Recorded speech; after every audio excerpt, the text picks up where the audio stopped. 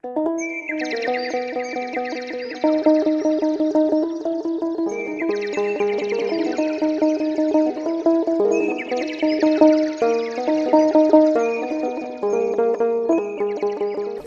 محلي بإبرايستي قدحنا زي مصحف زتوهاب السم ناي سلومون محلي زبل إيو إذا مالت دما ات مصحف زتصحفه بالسلومون وي نسلومون وي سلا سلومون مخانو يرد محلي مالت كاب مزمور زبلص مزمور مالت إيو إذا دما ناي أمالخت أملاخ ناي غويتت غويتا ناي نغستات نغوس زبل صحف ينጻጽሩ ስለ ፍቅር ዝተዋሃበ መግለጺ ስለ ጥበብ ዝተዋሃበ መግለጺ እዚ መጽሐፍ ምድቡ ምስ ቅዱሳት መጽሐፍቲ ናይ ጥበብ መጽሐፍቲ ከም ዝኾነ ብዓብ ዘረዳአና እዩ እቲ ናይ አገላልጻ ስልቲ ምስ ናይ ጥበብ መጽሐፍቲ ተመሳሳሊ እዩ ጥበብን ፍቅርን ናይ እግዚአብሔር ህያብ ብምዃኖም ብምስጋናን ብሓጎስን ክንቀበሎም ከም ዝግባእ መጽሐፍ ቅዱስ ይመረና እዩ እዚ ናይ መሐሌ መጽሐፍ አስተያየት ክህብሉ ከለው መሐሌ ዝዛርቦ ኣብ እግዚአብሔርን እስራኤልን ስለ ዘሎ ርክብ ወይ ኣብ ክርስቶስን ቤተ ክርስቲያን ማእከል ዘሎ ርክብ ወይ ኣብ ክርስቶስን ምእመናን ዘሎ ርክብ ዝብል እዩ እዚ ሓሳባት ብዙሕ ዘኸይድ ይመስል መሐሌ ናይ ፍቅር መጽሐፍ እዩ ናይ ፍቅር ጽባቐ ሓይሊ ረስኒ ዕቤት ፍሉይ ብዝኾነ መገዲ ዝገልጽ መጽሐፍ እዩ ሓደ ሰብ ኣብ ናይ ገዛ ርእሱ ህይወት ውሽጢ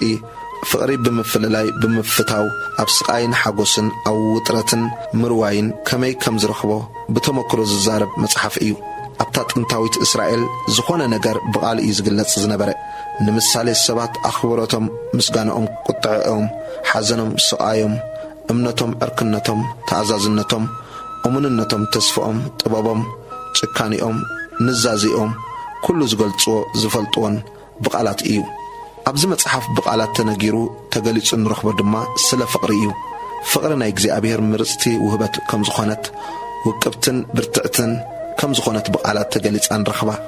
ፍቅሪ ብርቱዕን ሓያልን ከም ዝኾነት ትእውጅ ፍቅሪ ነቲ ዘፍርህ ጸላኢ ሞት ብዓወት ትስዕር ምዃና ፍቅሪ ሓላል ተሓዊ ዘይህሙኻ ብዝሕማያት ዘየጥሕላ ምዃኑ ንፍቅሪ ዝገዝእ ሃብቲ የለን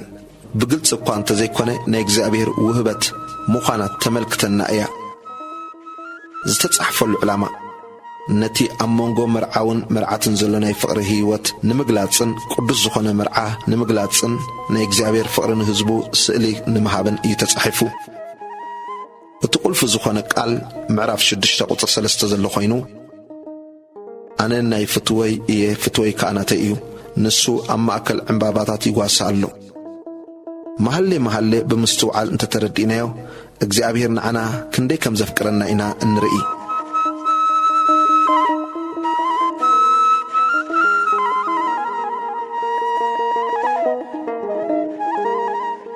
እዚ ዝረአናዮ ድሕሪ ባይታ ናይ መሐሌ ክኸውን ከሎ ምዕራፍ 1 ቀዳማይ መዝሙር ቁጽሪ 1 መሐሊ ናይ ሰሎሞን ፍቅርኻ ካብ ወይኒ ጥዕም እሞ ብምስዓም ኣፍ ይስዓመኒ ቅብእኻ ሙኡስ ሽታ ኣለዎ ስምካ ዝፈሰሰ ቅብኢ እዩ ስለዚ ኣዋልዲ ፈትወኻ ደድሕሬኻ ክንጎይስ ሓበኒ እቲ ንጉስ ናብ ሕልፍኙ ኣእተወኒ ባእኻ ክንሕጎስን ባህ ክብለናን እዩ ሓለፋ ወይኒ ንፍቅርኻ ክንንእድ ኢና ብቕንዕና እየን ዝፈትወኻ ኣብቲ ናዋልድ ኢየሩሳሌም ኣነስ ጸላም እየ ግናኸ ከም ድንካውንቲ ቄዳር ከም መጋረጃታት ሰሎሞን ጽብቕቲ እየ ቁጽሪ 6 ፀሐይ ኣሕሪራትኒ እያ እሞ ጸላም ስለ ዝኾንኩ ኣይትጠምታኒ ደቅነይ ኮረይለይ ሓላዊት ኣታኽልቲ ወይኒ ገበሩኒ ኣታኽልቲ ወይንስ ናተይ እኳ ኣይሓለኹን ኣታ ነፍሰይ እትፈትወካ ንመጓሴኻ ኣበይ ተውዕለን ቀትርስ ኣበይ ተዕርፈን ኣለኻ እስኪ ንገረኒ ስለምንታይ ከ ኣብ መጓሰ መሓዙትካ ከም ኮብላሊ ዝኸውን ቁጽሪ 8 ኣቲ ካብ ኣንስቲ እትጽብቒ እንተ ዘይፈለጥክስ ኣሰር መጓሰው ፈሪ እሞ መሓስኺ ኣብ ጥቓ ድንኳውንቲ ጓሶት ኣብልዒ ኣትፍትውተይ በታ ሰረገላ ፈርዖን እትስሕብ ባዝራ መሰልኩኺ መልክዕ ጉንጭኺ ብስልማት ክሳድኪ ብድርብሉል ጽቡቕ እዩ ኣድሪ ብሩር ዘለዎ ስልማት ወርቂ ክንገብረልኪ ኢና ንጉስ ኣብ ማዕዱ ከሎ ናርዶሰይ ማእዛኡ ሰደደ ፈታውየይ ኣብ መንጎ ኣጥባተይ ዝዓርፍ ናይ ቁጻር ከርበ እዩ ፈታውየይ ናእሲ ኣብ ኣታኽልቲ ወይኒ ዕንጊድ ዝበቕላ ዘለላ ሪሓን እዩ እኔኺ ኣትፍትውተይ ጽብቕቲ ኢኺ እኔኺ ጽብቕቲ ኢኺ ዓይንትኺ ርግብታት እየን እንኻ ኣታፍታውየይ ጽቡቕ ኢኻ ተፈታው ድማ ኢኻ ዓራትናውን ልምሉም እዩ ኣግማል ቤትና ኦም ሊባኖስ ግድግዳና ከኣ ጽሕዲ እዩ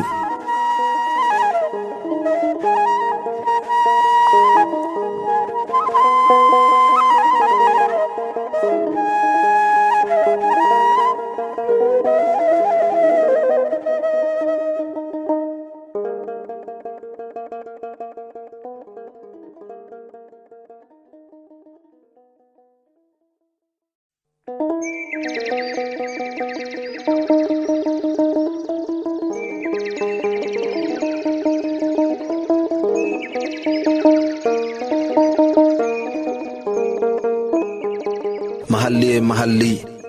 ምዕራፍ 2 ቁጽሪ 1 ኣነ ጽጌረዳ ሳሮን ናይ ልስ ዕምበባ ሹሻን እየ ፈታዊ ተይሲ ኣብ ማእከል ኣዋልድ ከም ኣብ ማእከል እሾኽ ዝበቖለት ዕምበባ ሹሻን እያ ፈታውየይ ኣብ ማእከል ኣወዳት ከም ምልዖ ኣብ ማእከል ኣእዋም ድር እዩ ኣብ ጽላሉ ባህ ኢሉ ንተቐመጥኩ ፍሪኡ እውን ንትንሓገይ ጥዑም እዩ ናብ ቤት ወይኒ ኣእተወኒ ሰንደቕ ዕላምኡ ኣብ ልዕለይ ፍቕሪ እዩ ብፍቕሪ ሓሚመ እየ እሞ ብጎጎ ዘቢብ ኣጽንዑኒ ብምልዖ ደግፉኒ ጸጋሚቱ ተተርእሰኒ የማነይቱ ኸዓ ተሓቕፎኒ ኣትናዋልድ ኢየሩሳሌም ንፍቕሪ ክሳዕ ትደሊ ከይተተንስኣኣን ከይተበራብራኣን ኢለ ብሚዳቑን ብኢራብ መረሩን እምሕለክን ኣለኹ ካልኣይ መዝሙር ቁጥር 8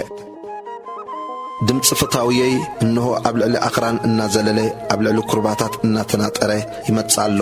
ፈታውየይ ንሚዳቑን ነርሕዶ ኢራብን ይመስል እንሆ ኣብ ክንየው መካብያና ደው ኢሉ ብመስኮት ይርኢ ብዓይኒ ርግቢ ይጥምት ኣሎ ፍትወይሲ ኣትፍትውተይ ተንስኢ ጽብቕተ ንዒ ኢሉ ተዛረበኒ እንሆ ክረምቲ ሓሊፉ ዝናብ ዛርዩ ተወዲኡ ዕምባባታት ኣብ ምድሪ ተራእየ ጊዜ መዝሙር በጽሐ ድምፂ ባሪቶ ኸዓ ኣብ ምድርና ተሰምዐ በለስ ፍሪኡ ጎጎበ ተኽሊ ወይኒ ዓምቢቡስ ማእዛኡ የውፅእ ኣሎ ኣትፍትውተይ ተንስኢ ጽብቕተ ንዒ ኣቲ ኣብ ቋቑራ ከውሒ ኣብ መሕቢኢት ጸድፊ ዘለኹ ርግበይ ድምፅኺ ጥዑም ገጽኩን ጽቡቕ እዩ እሞ ገጽካ ኣርኢኒ ድምፅኺ ኣስምዕኒ ኣታኽልቲ ወይንና ዓምቢቢ እዩ እሞ ነታኽልቲ ወይኒ ዘበላሽዋ ወኻሩ ነተንኰራኹር ወኻሩ ኣጻዊትኩም ሓዙልና ፍትወይ ናተ እዩ ኣነ እውን ናቱ እየ ንሱ ንመጓሲኡ ኣብ ማእከል ዕምባባታት ሹሻን የብልዕን ኣታ ፍትወ መዓልቲ ክሳዕ ዝውልውል ጽላሎት ከዓ ክሳዕ ዝሃድምሲ ከምተን ኣብ ኣኽራን ቤተር ዘለዋ ሚዳቑ ወይስ ኣርሕዶ ኢራብ ኮንካ ተመለስ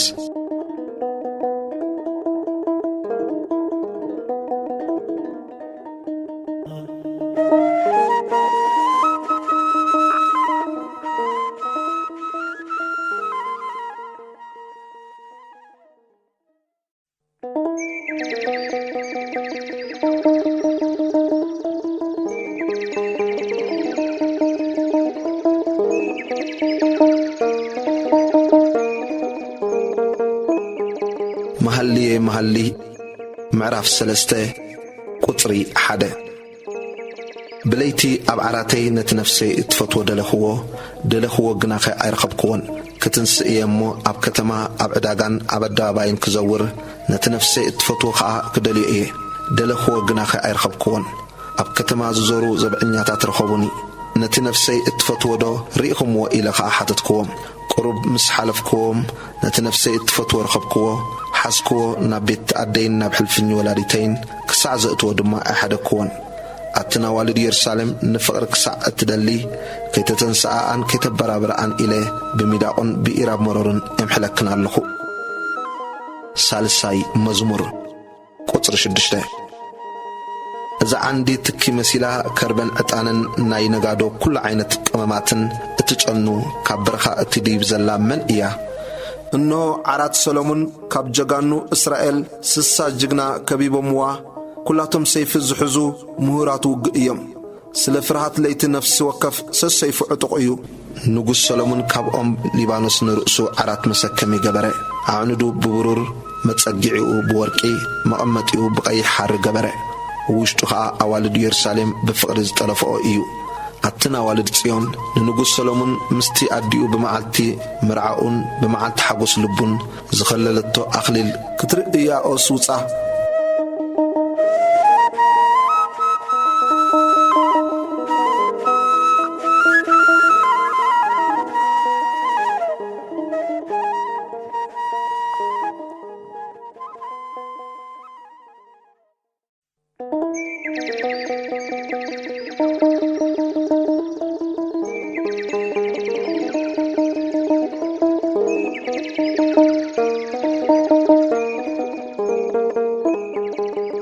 مهلي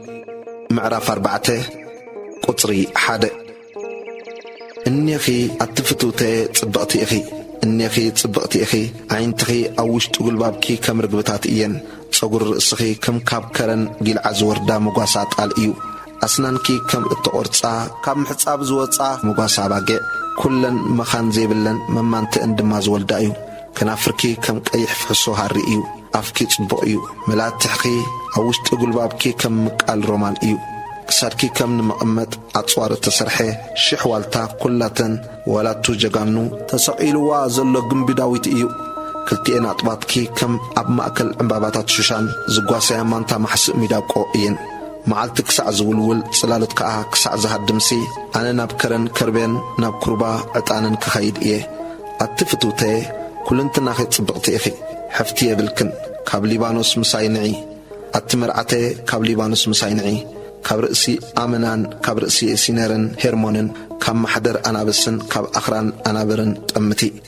أتحبتي مرعتي لبي زرفكني بحانت قولحتاخن بحانت دريك سادكن لبي زرفكني فقرك كندي يتصبق أتحبتي مرعتي فقرك كاب عويني مع زقب هون كاب كل قماماتي حيش مرعتي كاب كنافركي معر ولا لا ينطبطب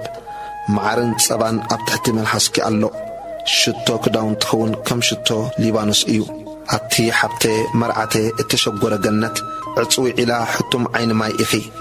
أبا خزبق ولس جنة رومانن كبور فريتاتن عمبابا ريحانن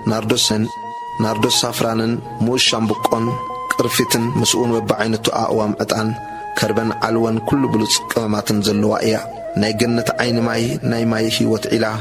كاب ليبانوس زفسس فالفاليت إخي نفاس سمين تنس نفاس دوب نعا موز جاناتاتو منت كفسس عبلع لجنتين نفسو فتوي ناب جنتو يمتسا كبور فريتاتو يبلع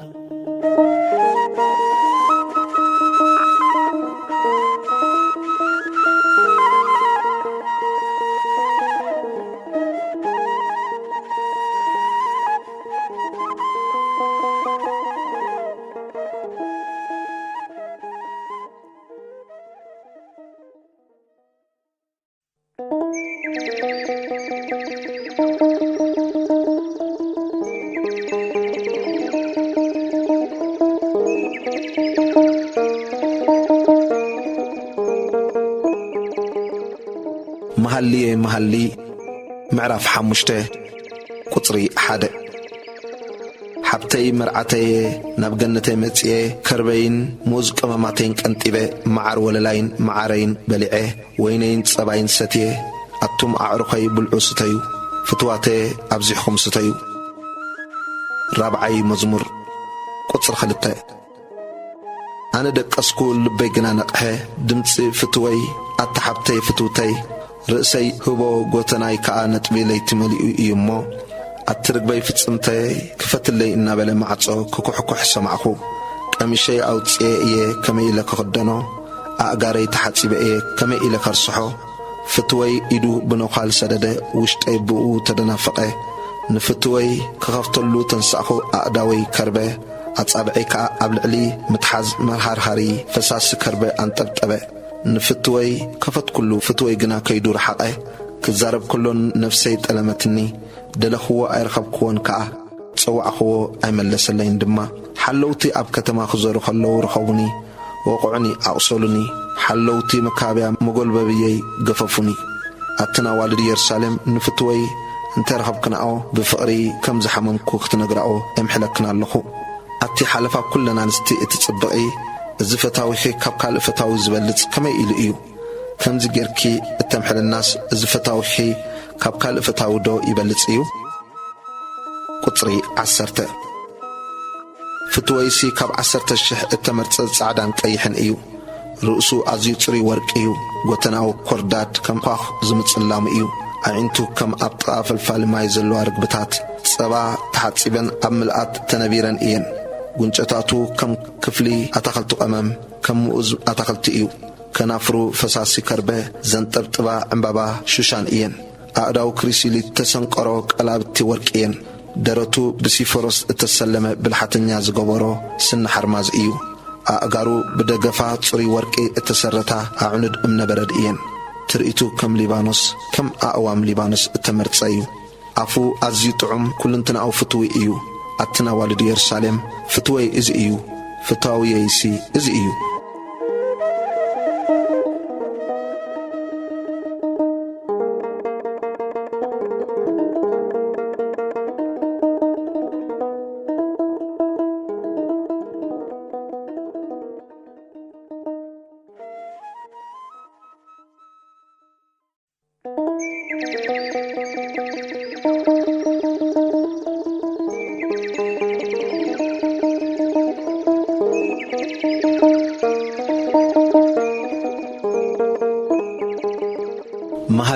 መሃሊ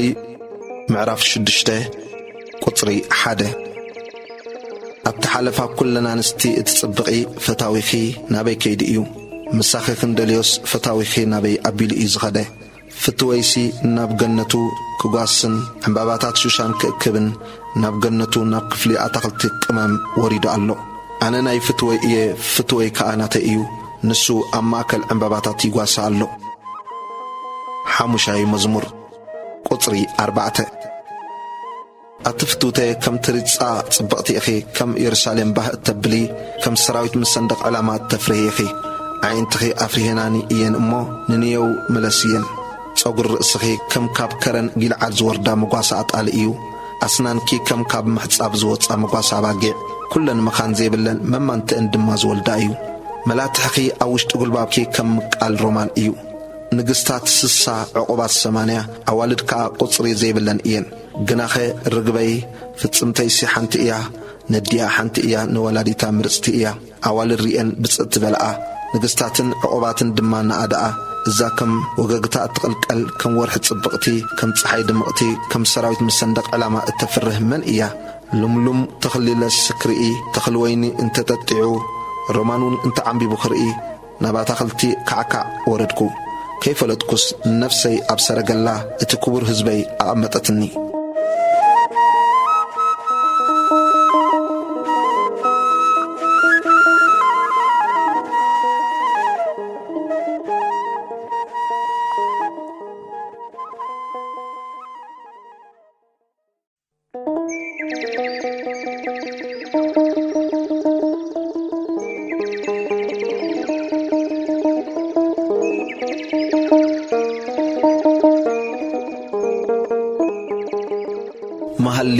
መሃሊ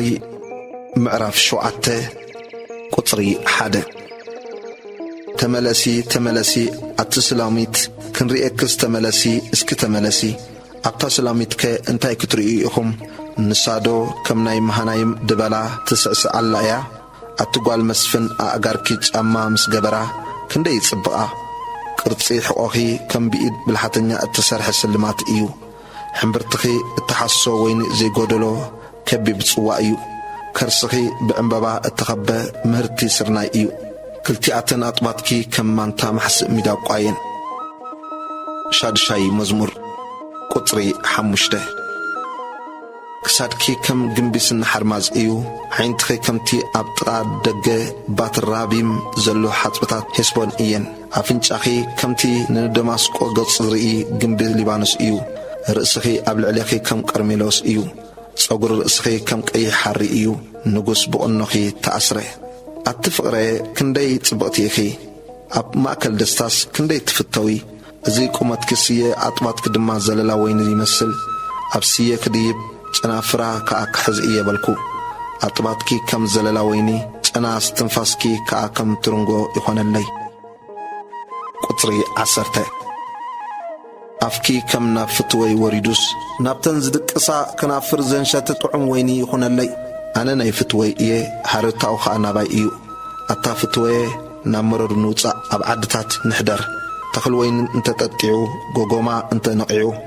ሮማን እንተ ዓንቢቡ ክንርእስ ናብ ኣታኽልቲ ወይኒ ኣንጊሂና ንኺድ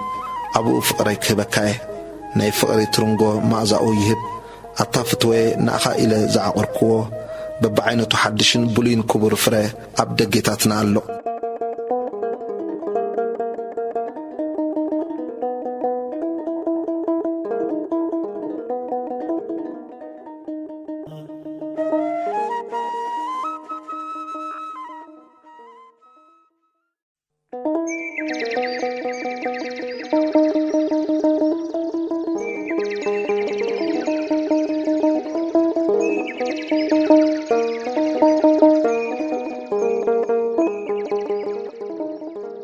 مهلي مهلي معرف شمنته قطري حدا أي ولادتي زطبخا كم حوي انت تخون اللي أو تساي مزرخ بكا مسعنكو خانيري حدوكا أي من عقنن مريحينا بيت أدي مأتخوخا نسخا ممهاركاني أنون كاب اتقامم ويني كاب روماني اتتنق مستخوخا سقاميتو اتترأسني يماني تخاط حقفني أتنا والد يرسالم نفرق ساعة تدلي كي تتنساء كي تبرابران إلي أمحلكنا اللخو إذا فتاوية تمركسا كبرخا تديب زلاس من إياه أبتحتئهم ترنغو أنك أحخوخا أبقو أديخا ولدتكا أبقو ولادتكا ولدتكا قطر شدشتا فقري كم موت حيال إياه كان أتا كم سيئول برتعيو رسنا كم رسنا حوي هل تاك زي أبهير إيمو كم محتم أبلبخا كم محتم أبتلتسمكا أمبراني نفقرس بزح ما يتقوها كطفاء أي كإلن وحايز كا أي استمان سبسي من تفقري إلو كل طريق بيت وزهب انت زهلو أزيوم من عقواني رم قطر شمونتا طوب زي وطات نشت حبتا اللاتنا اتدلي اللي معاد مسبت أهد نحبتنا انتاك نقبر اللائنا قطري انت خونت قبل علي أقم ببرور كنسرح الله دقا انت خونت كا بتصرب تصحدي كنكباينا أنا قطري إيه أطباتي كا كم قنبتات إيين شعو أبعينتو كم سلام زرخبت كونكو سلومون أبعال أمون أتخلتوين نبرو نزي أتخلتوين إذي خاء نحلوتي أبكن فريقو نفس وكفهم شح برور كم تسوس حابم اتا ناتي زخونت أتخلتي ويني أبكن مي إيا هو سلومون شح نعخائيو فريقان زحلو دما كالتمئتي يخون قطر 13 أبتي أبا أتخلتتات التنبري اتم بتصوت ندمتسخي تصن يبلو ألو ناي كوتا أسمعني أتا فتوى كالطف أموز أخران كا كميدا ويس كم أرحدو إيرابكن